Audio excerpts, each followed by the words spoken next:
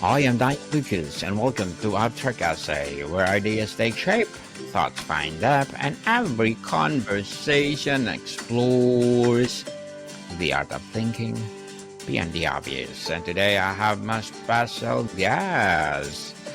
She is Auditory Mentor and, of course, an author too, the author of My Voice Beyond Hearing Loss, none other than Miss Maureen Covinsky. Welcome, Miss Maureen. And can you please introduce more about yourself that I missed? My name's Maureen. As you said, auditory mentor and author of My Voice Beyond Hearing Loss, How I Discovered Confidence, Freedom, and Inner Peace. I grew up in suburban Chicago and now have been living for 20 plus years in Phoenix, Arizona area. And really looking forward to talking to you again today.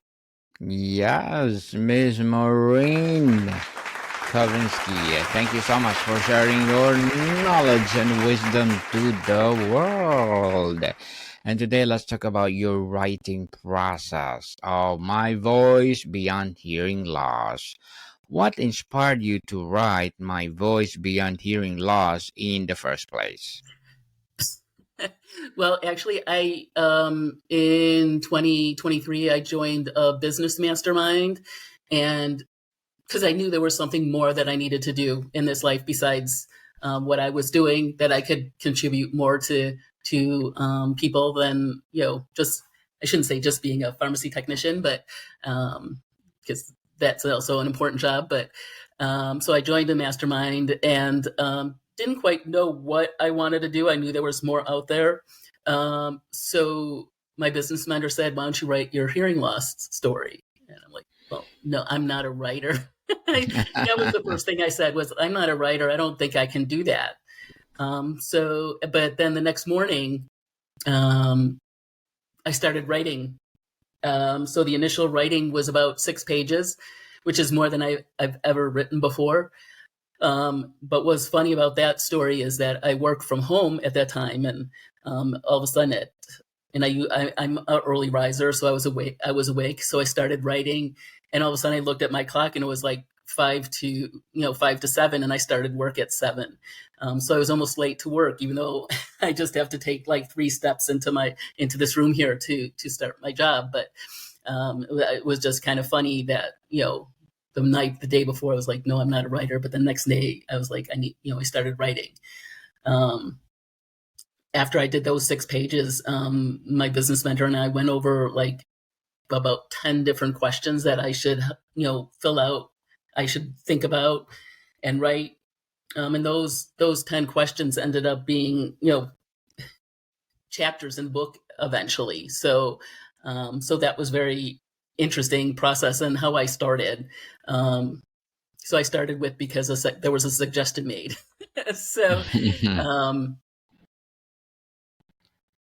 So, Miss Maureen, did you always intended to turn your personal journey into a book, or did the idea emerge over time? Well, I think it started out as it really started out as telling my personal journey, and I think that's the only way that people can understand, what I was going through and what people can, by hearing my story, people can hear their own journey in that story. Everybody has their different journey, but there's always some similarities in that journey, especially when you're post-lingually deafened. So that was after you acquire speech. It makes it really hard. When you start losing it, you don't realize it, and then life becomes hard because this is a hearing world. It's not A hearing world for sure. So, how did you find the courage to share such a personal and vulnerable story in the world? Well, it's all about finding my voice beyond hearing loss. I couldn't name my book that and not tell my personal story and not have the courage to to put it out there. I think there was about 6 to 9 months where I stopped writing for a while. I ended up writing a workbook for my business, for clients of mine who want to go through the emotional aspects. So I stopped for a while, mainly because I was wondering how people would react to some of the stories I had about my mother, specifically my mother, because my mother's no longer here. I love her dearly, miss her every day. But people that don't know me may misconstrue some of the stories that I said, talked about. And then I got to the point in that 6 9 months where I had this revelation about how it was for her to lose her hearing. She was a young mother, and I'm going to date myself, so I was born in 66. My brothers are older than me. So in the 70s, early 80s, there wasn't that much support for people with hearing loss. So I just imagined what it was like for her, being a mother, working full time, raising 3 children, and not always being able to hear us if we were in a different room. So I think that realization really, really helped me with getting back to writing and stating that this was her journey and my journey were separate but different. And that revelation really helped me, realizing that she must have had the same feelings I did. What was the first step you took once you decided to begin writing this book? The first block, just realizing, reading what I wrote, or having someone read it and going, this is pretty good. You need to get this out there. So realizing that I can be an effective writer was very important, very early in the writing of this book. Miss Maureen, what did your daily or weekly writing routine look like? I laugh because I'm not sure if I had a weekly writing routine. I wrote in spurts. I wrote on my phone. I would be driving in my car and be like, "Oh, I need to put that in there." And once I got to wherever I was going, I would go to where write a note, and write that way. There would be simple things, having something happen where maybe I didn't hear something, or something would remind me of a story about, something that happened with my mother, during her journey, or something, would remind me of something, I don't know how to say this. There would be points where something would remind me of a story in my childhood or in my hearing loss journey that I would have to write down. So I don't know if I was really consistent writing until I was almost done. And then when I was almost done, I'm like, I need to finish this. So from when I started writing again in January of this year, and I pretty much finished it by the end of March at that point. So, Miss Maureen, did you ever experience writer's block and how did you overcome it? yeah, well, during when I stopped writing, that was definitely a huge block, and having that time off and doing something else and coming back to it was really, really helpful to me. And if I had little moments in between, when I was writing, little moments, I call them little moments, I would reach out to one of my friends and some of my tribe and say, this is what I've written. What do you think of it? Where do you think what do you think is, missing? What would you like to hear more of? Getting other people's opinions um, of what have written and how I can make it better was very important. So, Miss Maureen, let's talk about the craft and style. How did you decide on the tone balancing personal storytelling with inspiration for readers? Um, well, I think you have to when you're writing something, especially when you're trying to teach people or show people how things can be or how you can make it better. Um, you have to tell your story, and then you have to back that up with, well, how did I get to this? How did I get to confidence, freedom, and inner peace? And what revelations did I have while writing, and even before I was started writing? How those experiences shaped my belief system. Yes, indeed. And what strategies did you use to make the book relatable for people who may not just share your exact experiences? I think, as I said, I think everybody's journey is different.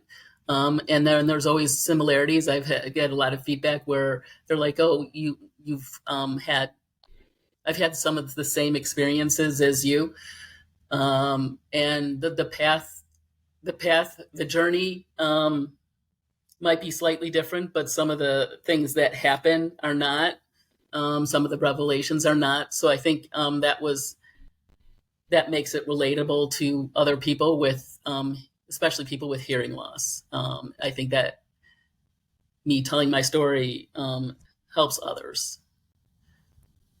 Definitely help others, people. So, Miss Maureen, as an author, what are your short-term and long-term goals? What are your short-term and long-term goals?